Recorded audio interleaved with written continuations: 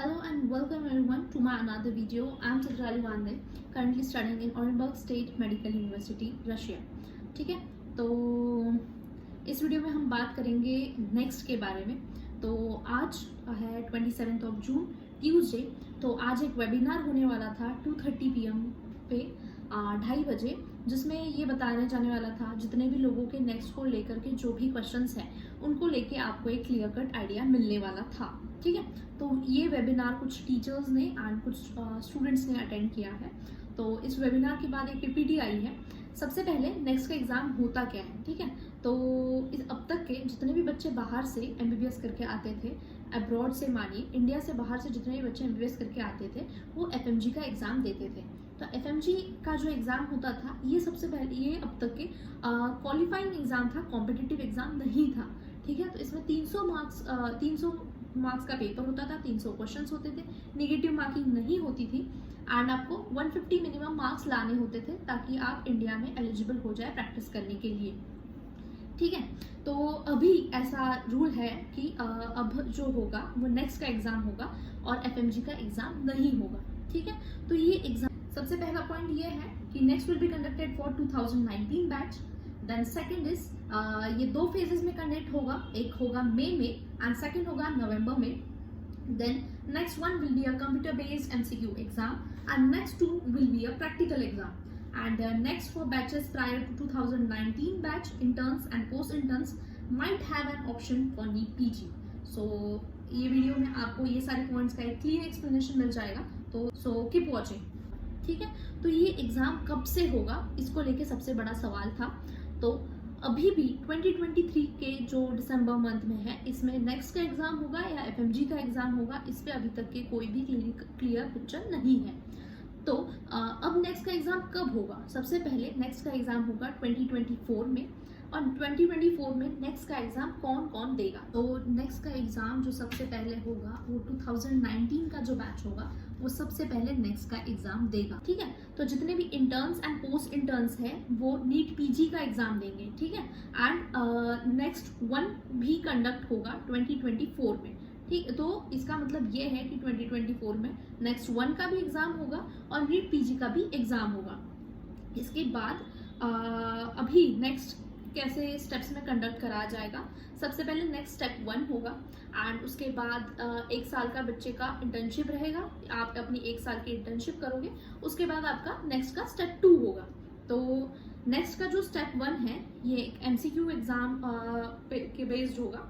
तो ऐसी जो PPT आई है जो आप साइड में देख सकते हैं, इसमें क्लियरली मेंशन है कि next step 1 will be a comprehensive computer based examination, जिसमें high quality multiple choice questions पूछे जाएंगे एंड अभी distribution of items and knowledge of level of questions कैसे है।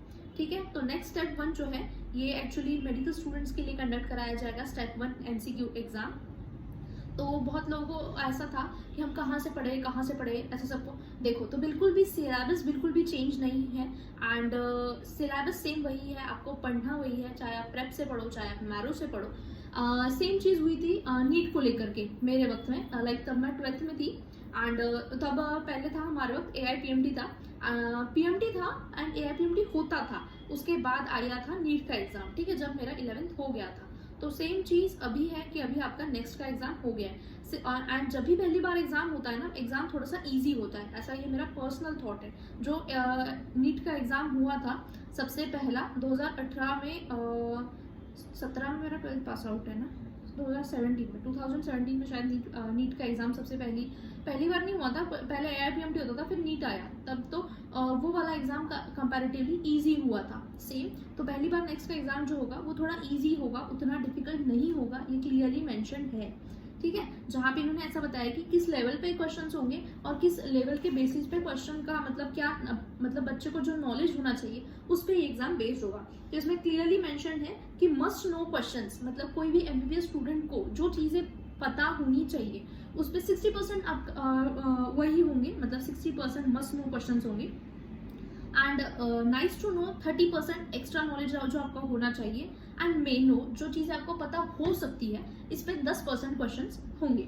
ठीक है, अभी नेक्स्ट स्टेप 1 कैसे होगा और इसमें सब्जेक्ट्स क्या होते हैं, क्या क्या होंगे ये हम एक बार देखते हैं। तो सबसे पहले होगा मेडिसिन एंड एलाइड सब्जेक्ट्स आएगा। सबसे पहले स्टेप 1 में आपको आएंगे सब्जेक्ट में आएगा मेडिसिन एंड एलाइड सब्जेक्ट्स।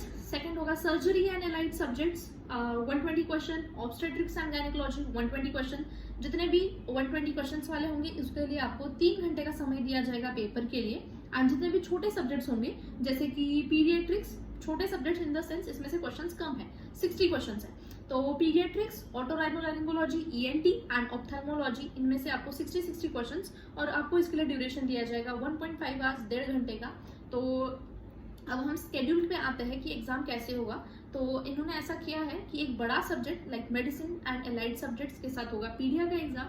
तो मैं आपको डे 1 का स्केड्यूल बताती हूँ। लाइक डे 1 पे सबसे पहले होगा आपका मेडिसिन एंड एलाइड सब्जेक्ट्स, जिसमें से आपको होंगे 120 क्वेश्चन। उसके बाद आपका 2 घंटे का ब्रेक होगा एंड देन उसके बाद होगा पीडिया का एग्जाम, जिसके लिए आपको 1.5 आवर्स होंगे और पीडियाट्रिक्स से 60 क्वेश्चन होंगे। ये हो गया डे 1 का।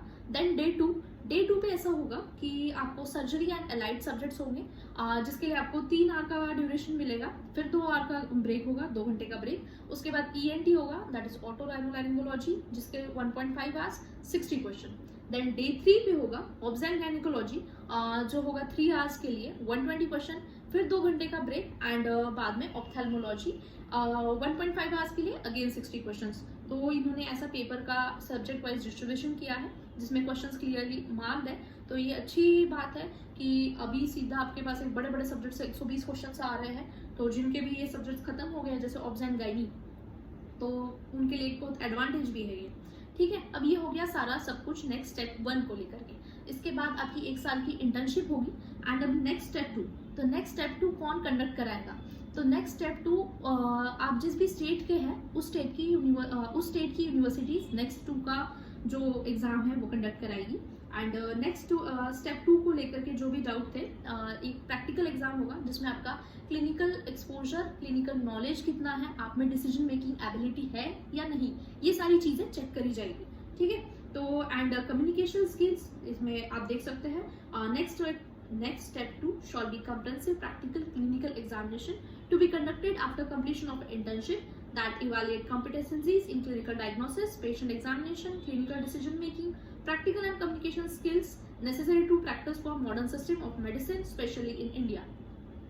ठीक है, अब नेक्स्ट स्टेप 2 को इवैल्यूएट कैसे किया जा रहा है, इसमें एक्चुअली आपको actual cases and OSCE similar to clap 2, objective structural clinical examination OSCE ऐसे आपको प्रोवाइड किए जाएंगे। Actual case, actual patient provide किया जाएगा जिसमें आपको डायग्नोसिस करना होगा एंड इसका रिजल्ट पास या तो फेल के बेसिस पे होगा। देन सेम आपको यहाँ पे इन्होंने नेक्स्ट स्टेप 2 के लिए सब्जेक्ट्स दिए हैं, वही कि medicine and allied subjects, surgery and allied subjects, obs and gynae and paedia, ophtha, ENT and orthopaedics and physical medicine and rehabilitation.